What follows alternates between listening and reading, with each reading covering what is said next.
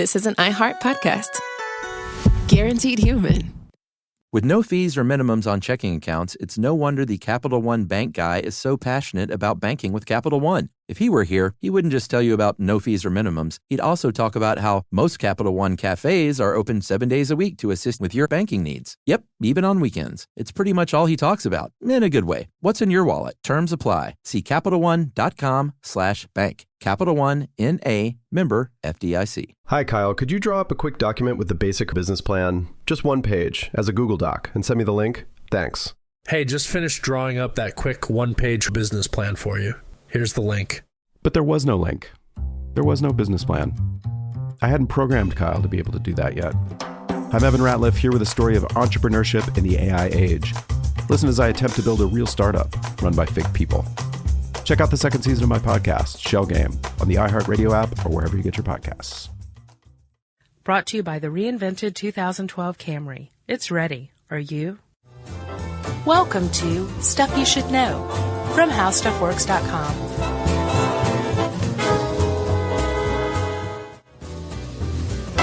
Hey, and welcome to the podcast. I'm Josh Clark. With me, as always, is the lovely and effervescent Charles W. Bryant. I'm effervescent. I'm not effervescent. You're effervescent, whether you like it or not, pal. Okay. How you doing? Great, sir. Do you seem like you were in the best mood today? Yeah, it's Monday morning. Yeah. Compared to Friday afternoons when we usually record, there's a slight change. Sure. But, hey, I'm fired up. You sound like it. Today is the first week of the rest of our lives. Yeah, sadly enough. Chuck, how did you get to work this morning? I drove to the subway, then took the subway to work. You took the subway? Sure. Terrible. I drove to work, so let's go with me. Good for you. I'm like the vast majority of Atlantans. Driving to work, yeah. Yeah. I remember there was this huge, this is ultra local, but I'm sure it happens all over the United States. There's this proposed rail line from Lovejoy, way down south, in the southern suburbs of Atlanta, that was going to come up to Atlanta proper, really, the city. And the people who came out against it like it was a proposal to murder one of everybody's kids. The 500 people who live in Lovejoy? No, it wasn't just Lovejoy. People in every county that this rail line was going to go through. Sure. I mean, there were elected representatives that were coming out against it. Everybody was arguing against this public transportation. And simultaneously, they were throwing their support because there's horrible congestion below the city. Oh, yeah. It's probably the worst, Worse in than Atlanta. North, you think? Yeah, and it's constant. They fought the MARTA going too far north too. I know, and always and by the way, everyone, MARTA is our public rail system, our sad public rail system. It forms in Atlanta is one of the major cities in the country. Yes. We have a cross, we have a plus sign for a transit system. Yeah, That's there's it. a couple of little lines that spur off of it now, but not much. I've never seen them. Yeah. Yeah, north goes northeast and then straight north, too. And I should say, in my defense, I could drive, I guess, to, Art Center stop or something like that, Yeah, but and at then that point, hit the rail, and it's that's kind of worthless. Right, exactly. It's great for me, though. It is, Chuck. You are well served by our transit system. I am. But, yeah, generally the argument against transit is that, the poor will use it to go. Sure. No. They'll use it to go rob houses in the suburbs. Oh, I thought they'd start living along the line. No, invade the argument I've neighborhoods. always heard is that it will increase crime. So can't you just see people, laden with flat screen TVs and, Right. All sorts of other, they have the burglar mask on. Right. And that money sack with the dollar sign on Right. it, that they just came from some wealthy suburbanite's house and now they're using public transit to make their getaway, right? Yeah, I could see it. So yeah, that's one reason that it's stalled. But as I was saying, to solve this congestion problem down south, the proposal is to make I-75, I think from 5 lanes to 11 lanes in each direction. I wish I had a stat to back this up, but I've always heard that making roads wider does not do much to ease congestion. No, I've heard that as well. The cars will fill it. Yeah, it's kind of like... if you build it, they will come. Right. It's like giving condoms to teenagers. They wouldn't have sex if you didn't give them condoms, Sure. but once you do, they're just like rabbits, It's ridiculous.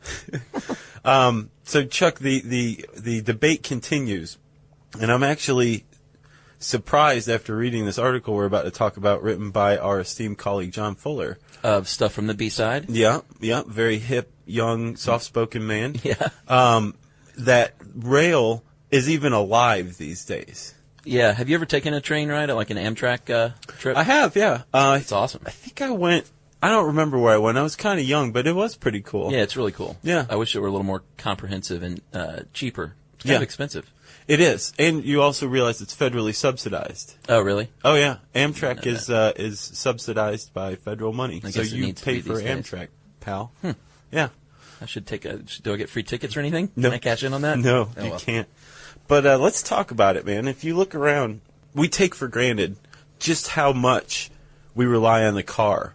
Yeah. Like Fuller points out in this article, the very designs of our cities, of our shopping malls, of everything is made with the car in mind. It's hard to imagine a life without parking lots. And what if everything were streetcars and subways and trains and things? I can't even conceive of What it. if parking lots were green space? Like you still had your shopping mall, Right. but it was just surrounded by like a park. Yeah.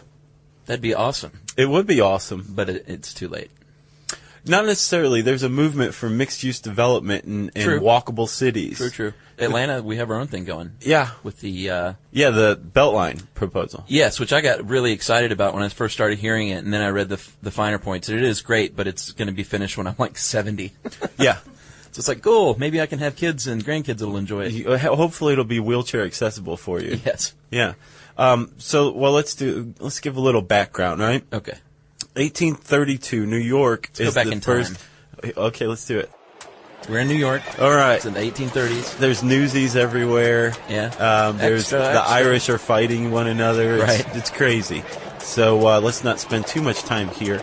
It's 1832, and New York has just installed the first street rail line, and it's horse-drawn. Right. So see the little horsey right there? Uh-huh. I smell it. Can you hear it? Uh-huh. Yeah. All right, let's get out of here, Chuck. Yeah, I see Daniel Day-Lewis is coming after us with the a meat cleaver. Okay, so now, my friend, we're in New Orleans. All right. Only slightly less dangerous. I'm slightly drunk. 1835. Uh-huh. What do you mean slightly? Well, sure. And New Orleans has just opened its first street rail line. And, Chuck, if you want to go ahead and flash forward with me to 2009, take my hand. Okay. All right, here we are. Wow. This same rail line is still in use. In New Orleans? And it's just as dangerous here. Wow. Let's go back to the studio. Okay. So rail lines have been around a little while. Oh, yeah. A long while, actually, and longer than the car. Apparently, there was a, what is it called, zeitgeist? When a bunch of people come up with the same idea at the same time? Yeah. That happened with the automobile. Uh-huh. Germans, mainly. Well, yeah, and a guy named Gottlieb Daimler was the first. He is widely viewed as the first to come up with the real functioning automobile. Right, that could get you from point A to point B. And he named the car after his daughter. Right. Named Mercedes. Yep, you may sound familiar. He hooked up with a guy named Carl Benz.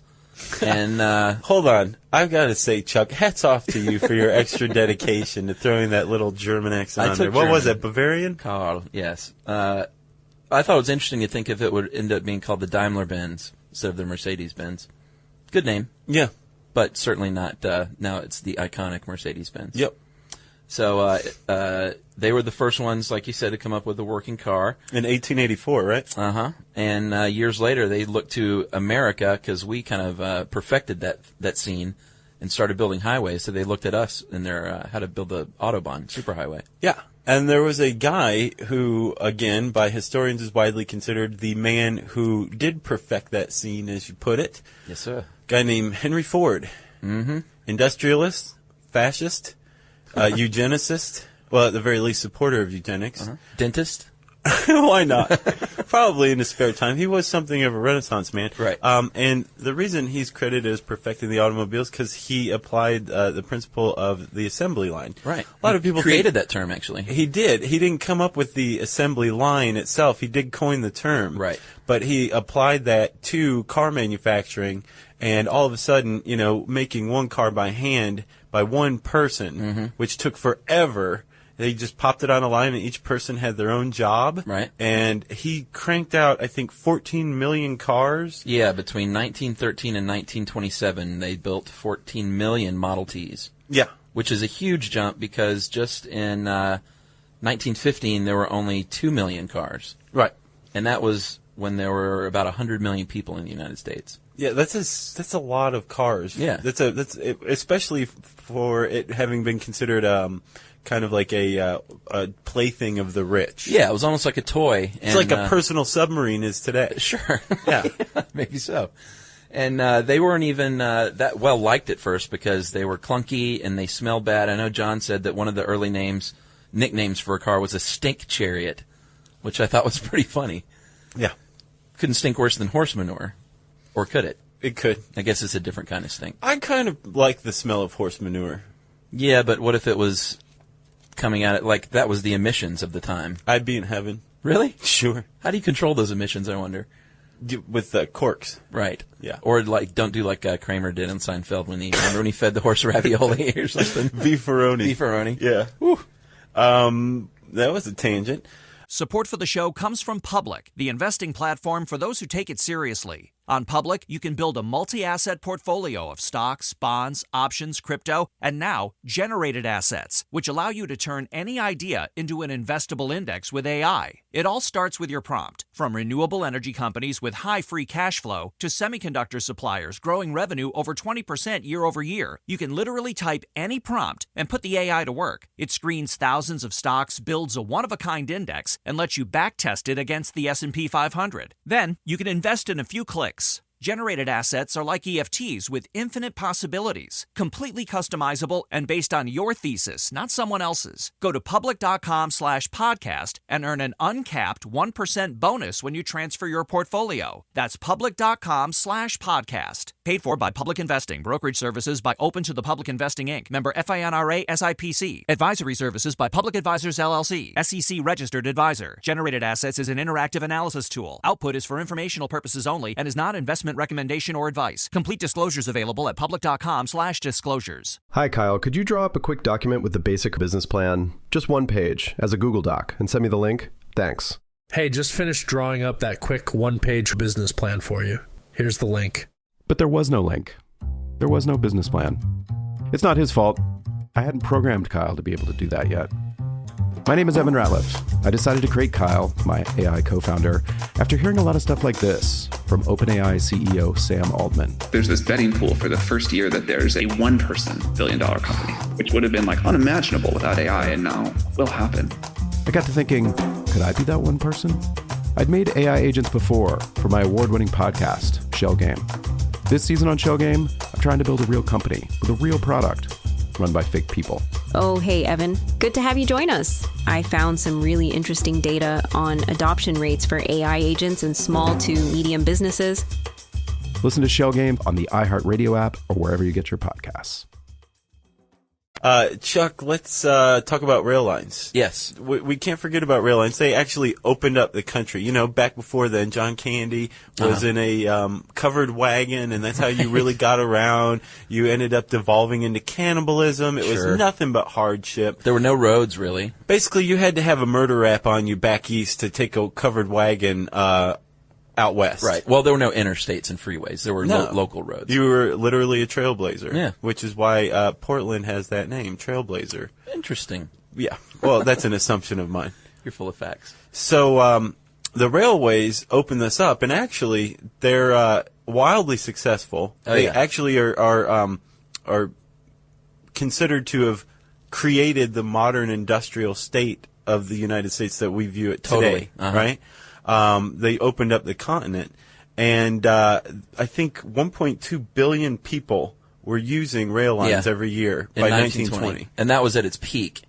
Yeah. It peaked in 1920. Yeah. And that's about 106 million people living in the United States then, carrying 1.2 billion. So it was pretty clear that you know every American was probably traveling by rail several times a year. Yeah.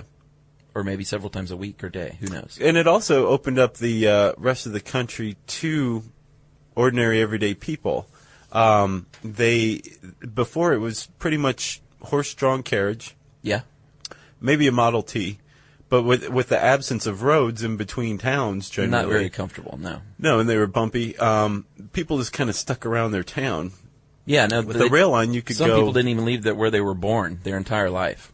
There are people who do that still today, which is just weird. Yeah, I remember when I took my grandmother, who lived to be 101 and passed away a couple of years ago, when we took her to the ocean for the first time, dude, she was like in her 70s. Yeah, what'd you think of it? She walked out, I'll never forget. I was like 12. She walked out to the ocean and stood there and went, "Well, it's big." I swear to God. And that's all she said. Granny Bryant's famous quote. And we actually called her Granny Bryant. That's funny. Did you? Uh-huh. And she pretty much turned around and was like, "All right, let's go home." That was it. Go back to Tennessee. Okay. Yeah. Yeah, and once you've seen one ocean, you've seen them all pretty much, sure. right? Yeah. So rail lines are really making a huge impact, but they kind of fell to the wayside, even though cities like New York and Boston started offering commuter stops. Right. But it was a train. It wasn't all that convenient. It was really good for long distances. Sure. But with the some refinement of the automobile and some huge marketing campaigns and lobbying, and some unholy alliances. Yeah, we'll get into that. The automobile started to take on play more and more of a role. Yeah. Streamlining into the manufacturing. They, of course, like any manufacturing process, it got a little cheaper too. That's huge for the consumer. Once prices start to come out, ultimately, no matter how played upon your brain is by PR firms, no matter how little of a choice you're given by huge monopolies, right? Ultimately, it comes down to the consumer's choice. It's something that's really easily forgotten. Yeah, we talked about that in our Econ audiobook. Yeah, definitely. And when consumers are given a choice, they almost invariably choose the cheaper option. Yes. So when cars started to become competitive price-wise with maybe rail service, that kind of thing, people started buying more and more cars, right? And you didn't have to depend on the rail service's schedule, of course. All of a sudden, you were in control of when you went somewhere and how far you traveled, and you didn't have to worry about what the rail line said about it. Yeah, which is still a criticism today of public transit. Right. Cars offer freedom. It's as simple as that. They also offer more privacy, too, which I think a lot of people value. Right, and an ability to engage in road rage, a national pastime here in the United States. Which is a little more removed than subway rage. If you remember, what was that girl's name? Soldier Girl? Oh, yeah. Who went off again on Marta, our beloved Marta. Yeah, you can find that on YouTube still, I'm sure. What would they type in, Chuck? Soulja Girl. I think Soulja, if you want to watch a nice subway rant. Yeah. Nothing like road rage, though. No. So rail lines is kind of fading into the background as far as public transportation goes and taking on more and more of a role as, good transportation. Yes. Commodities transportation, right? Right. But there's also those street rail lines that we were talking about. Yes. They were actually, most cities, whether huge or not, had public transportation in the form of trolleys. Yeah. L.A., dude, was one of the big, had one of the biggest trolley and streetcar lines. The red cars and the yellow cars is what they were called. Yeah. And, man, they connected, and this was way back then, they connected like 5 counties. Wow. And it was really vast, and they were pretty much squashed. That's what we're getting to now. Yeah. This is arguably the death blow of public transportation. National city lines? National city lines. This is where I think it really comes down to. Let's go ahead and say that we found in our research 2 views of this. Yeah. I read an article by a guy who says that the scandal is a myth. Right. So not everybody is on board that this actually happened the way that it's said. But we do have some facts. Let's do it, Chuck. National City Lines. Yes, National City Lines was a group that formed, made up of, I think it was about 8 companies, but that included General Motors, Firestone, Standard Oil of California, Phillips Petroleum. So clearly the big hitters in what would be the burgeoning auto business. Yeah. And they basically, what they wanted to do was buy up the streetcar systems and replace them with buses.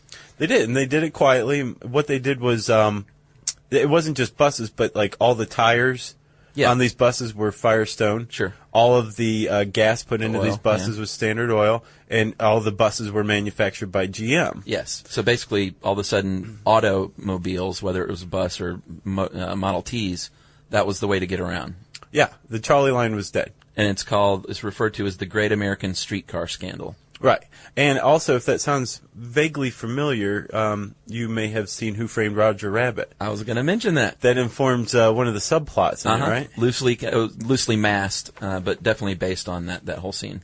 So back in 1947, there was a guy who was actually a trolley enthusiast, I guess. He was a wealthy... He was from a wealthy family. His name was E.J. Quinby. He was a naval officer. He sounds wealthy. He was. Mm-hmm. But he bucked the family trend of just being wealthy, right. And took a job managing trolley lines in New Jersey. Cool. After as his first job after college, right? Nice. I guess then he went into the Navy after the war, or during the war. And he noticed what National City Lines was doing. Because he was right there. He'd been there while, they were buying up all these trolley services. So he figured out what was going on, and he wrote this letter with all this detailed evidence to every person he could think of. Really? That had anything to do with federal, state, municipal elected officials and transportation. Anybody who had any kind of say in it got a letter from this guy across the country. So he started this whole thing for people to start paying attention to this? Yeah. Really? I didn't know that. Yeah, a lot of people say that he would have, it may not have ever been noticed had he not brought it to everyone's attention. And was he did killed it so thoroughly. Shortly no, thereafter? he wasn't. Remember, he was from a wealthy family. True. But he did such a thorough job that National City Lines was indicted by the federal government or the Justice Department for for breaking antitrust laws. Yeah, the Sherman Antitrust Act. Right. So, okay. Now, Huge. in 1947, we've got them by the short and curlies. Right. Obviously, National City Lines is going to go under. These people are going to all be taken out behind the woodshed and shot in the back of the head for trying to... One of the charges was monopolize ground transportation in the United States, which is pretty huge. Oh, yeah, very huge. They were actually acquitted of that charge. Yes, they were. And they were found guilty of a lesser charge, guilty of monopolizing the sale of buses. Which I mean, come on. Yeah. They were found guilty, and what happened, Chuck? They were fined $5,000. The whole thing. National City Lines, which is owned by GM, all this Firestone, and Standard Oil, was fined $5,000. Yes. Which in 1947 even wasn't that much for a corporation. No, right? not for all these corporations but at all. The executives surely had to pay, right, Chuck? They did, dude. How much? $1. $1 a piece. A symbolic fine of $1. And from an outsider looking in, you would see this lesser charge, quote unquote, as pretty much the charge, and they just, I don't know how they got around it. I don't know if there was some nefarious bribes or anything like that. I know that some conspiracy folks think so, but it still hasn't been found out, really. So the fact that case was, tried and convicted in 1947, still, it didn't catch the public eye all that much. It was actually a district attorney or federal attorney, I think, named Bradford Snell, who in 1974 testified before the Senate and really drummed up public ire about this occurrence that had happened, a couple decades before. Right. So it wasn't really considered a scandal or a huge nefarious plot until Bradford Snell came about, right? And again, still, not everybody's on the same page about whether this was a nefarious plot. No one actually disputes that GM and National City Lines were trying to sell buses across the country. Right. But they're saying monopolize ground transportation. Sure. Prove it. Right. So you can't really prove motivation like that, or clearly the federal prosecutors couldn't. Right. But as one guy pointed out in a Mountain Express, which is a paper out of Asheville, I read a cool article in there about this. The result was still the same. Sure. The death of the trolley car. Absolutely. So whether that was the intent or not, that was still the result, right? Yeah, that was the intent. And I think one of the reasons why this became such a point of or source of irritation among the public when Snell came out was that it was 1974. Right. Which was kind of right in the middle of the energy crisis, wasn't it? Well, that was part of it, but also it was around the birth of the environmental protection movement. Oh, right, sure. We have like the nascent EPA. Right. And people are starting to think about... pay attention to that kind of thing. Yeah. And I think also faith in corporations had been lost time and time again. Yeah, by people that were point. kind of getting fed up with it, right? Yeah, it's a good point. Support for this show comes from Public, the investing platform for those who take it seriously. On Public, you can build a multi-asset portfolio of stocks, bonds, options, crypto, and now generated assets, which allow you to turn any idea into an investable index with AI. It all starts with your prompt, from renewable energy companies with high free cash flow to semiconductor suppliers growing revenue over 20% year over year. You can literally type any prompt and put the AI to work. It screens thousands of stocks, buys one-of-a-kind index, and lets you backtest it against the S&P 500. Then you can invest in a few clicks. Generated assets are like ETFs with infinite possibilities, completely customizable and based on your thesis, not someone else's. Go to public.com/SYSK and earn an uncapped 1% bonus when you transfer your portfolio. That's public.com/SYSK. Paid for by Public Investing. Brokerage services by Open to the Public Investing, Inc., member FINRA and SIPC. Advisory services by Public Advisors, LLC, SEC registered advisor. Generated Assets is an interactive analysis tool. Output is for informational purposes only and is not an investment recommendation or advice. Complete disclosures available at public.com/disclosures. Hi, Kyle. Could you draw up a quick document with the basic business plan? Just one page as a Google Doc and send me the link? Thanks. Hey, just finished drawing up that quick one-page business plan for you. Here's the link. But there was no link.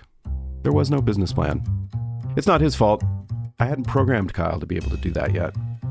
My name is Evan Ratliff. I decided to create Kyle, my AI co-founder, after hearing a lot of stuff like this from OpenAI CEO Sam Altman. There's this betting pool for the first year that there's a one-person billion-dollar company, which would have been like unimaginable without AI, and now will happen. I got to thinking, could I be that one person? I'd made AI agents before for my award-winning podcast, Shell Game. This season on Shell Game, I'm trying to build a real company with a real product run by fake people. Oh, hey, Evan. Good to have you join us. I found some really interesting data on adoption rates for AI agents in small to medium businesses.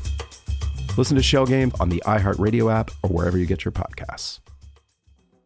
So, Chuck, we were talking about public transportation and cars being in a horse race to see who was going to serve or which was going to serve the United States, right? Right. There's also another sub-race going on between what exactly would fuel those cars. Yeah, oil or gasoline or ethanol. Right. Henry Ford designed the Model T to run on either one. I know, which is pretty interesting to think back. This country could have gone in a whole different direction, man. It totally could have. Ford was actually a huge proponent of ethanol. Right. He called it the fuel of the future. Mm-hmm. And which was kind of weird because it had been around for several decades already. It Right. used to power all sorts of equipment. Right. I think Ford also said that 1 year's yield of an acre of potatoes can be used to fuel the machinery to cultivate that acre for the next century. But we went with gas. We did go with gas, and do you know why? I'm not sure. I know that gas was just kind of a dirty byproduct at the time of crude oil production.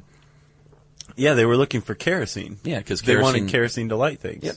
And no one really had any use for gas, right? Right, at the time. But once some oil fields opened up, you ever heard of a little movie called There Will Be Blood? Yes. Once some oil fields opened up in Texas around that time, oil suddenly became cheaper. Right. Gas became cheaper. Advances in the refining process became cheaper, and ethanol was more expensive. Yep. It was as simple as that. And Daniel Day-Lewis, once again, drinks our milkshake. Yes. Which we've mentioned before. I will eat your ice cream. Ago. Yeah, that was a long time ago. Yeah, it was. So, Chuck, I guess with the National City Line scandal going on, there was one real last nail in the coffin. Right. That came from a president, right? Yeah, that was, the cars were in full swing. People were digging it. And what we needed now was major interstates to connect everyone together. And in 1956, President Dwight Eisenhower, he signed the Interstate Highway Act, which created about 42,000 miles of highway from coast to coast. Yep. And the rest is history, literally. History. Also, that one act really changed the American economy a lot, too. Yeah, the way we spend our money. Not just that. I mean, think about fast food is one. Sure. Roadside attractions. Drive-through food. Yeah.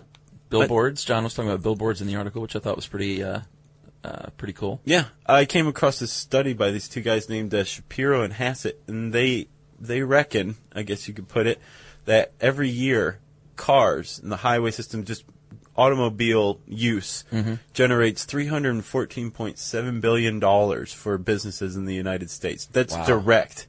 Like, you drive up to a McDonald's. Oh, okay. Yeah. You drive to, the mall. The fact that automobiles exist generates that. Right. You know what else happened to help this along? What?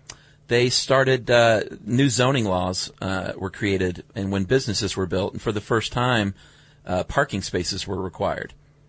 And, a certain amount of parking spaces per business, which still exists today.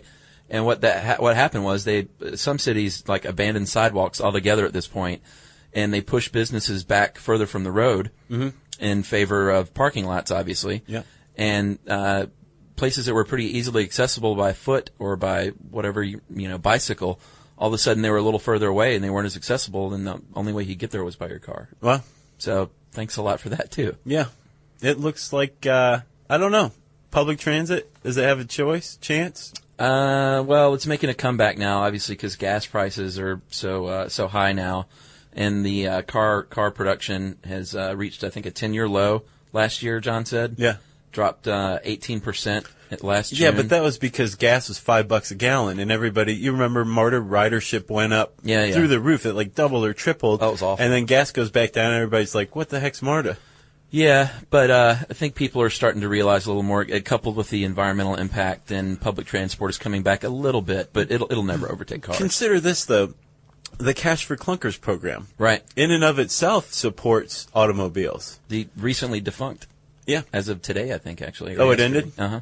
Did they go through all $3 billion already? I don't know. It was a hugely successful program. I know they sold an estimated 250,000 cars with just the first $1 billion.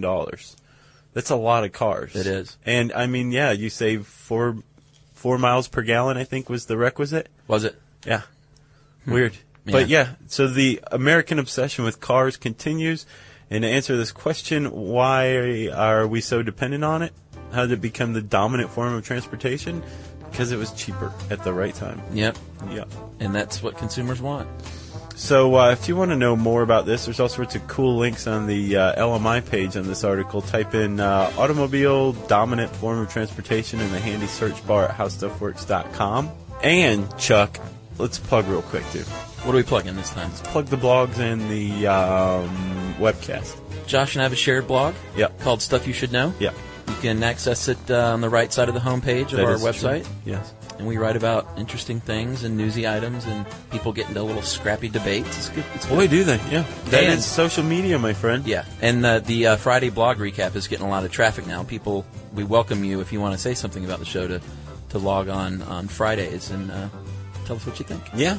And the webcast is live at 1 p.m. Eastern Time every Wednesday. Video. Yeah, you can find that on your blog post that day. Mm-hmm. It's also on Ustream and Facebook. Right. So there's the plugging. The plugging is over, which means it's time for listener mail. Listener mail, Josh. I'm just going to call this, We Shall Use Our Powers for Good. We have a regular kind of a email buddy, Christopher, that writes in a lot, and he's a really cool guy. And he wrote in and asked us to give a little shout-out to blood platelet donation. He and his family have been donating platelets for years. And he says beginning at the end of August, it's a very critical time when blood and platelets are needed the most. And people know a lot about blood donations and how important that is, but few people know about platelet donation and other forms of donation that the Red Cross and state blood services take and what they're used for. Platelets, for example, are used for chemotherapy and leukemia patients. These treatments destroy platelets, which are essential for the clotting of blood, which is a very big deal. Sure. And patients frequently require platelet transfusions to allow their blood to clot if they get injured. Platelets are needed all the time, especially with the increase of cancer and leukemia cases in recent years. Blood Services also accepts red blood cells and plasma to help other patients and people in need. So his family has a freakishly high platelet count, and when they donate, one single donation goes to help 3 or 4 people in need. Cool. Which is pretty cool. Yeah. And most people's single donation goes to help at least 2 patients. So he said it takes a little longer, about an hour and 45 minutes, which is one reason why they don't get as many donations. And that's just the process, though, and they really need it. So we just want to encourage folks he actually wanted us to podcast about it, so maybe we'll do that one day. Maybe. But go give blood platelets, people. Did you know that my girlfriend's blood saves infants?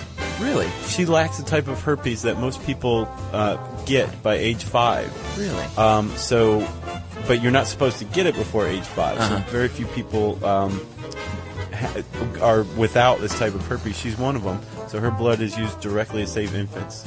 How crazy is that? Did you know that a gaze from my wife saves baby puppies? From all over the world. That's awesome. Just she looks upon them. That's very cool. She should exercise that. So beat that, Yumi. Okay.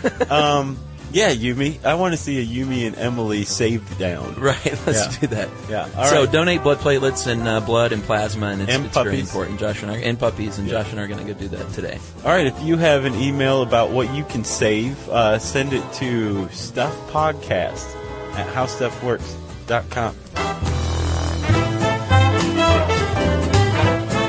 For more on this and thousands of other topics, visit howstuffworks.com. Want more How Stuff Works? Check out our blogs on the howstuffworks.com homepage. Brought to you by the reinvented 2012 Camry. It's ready. Are you?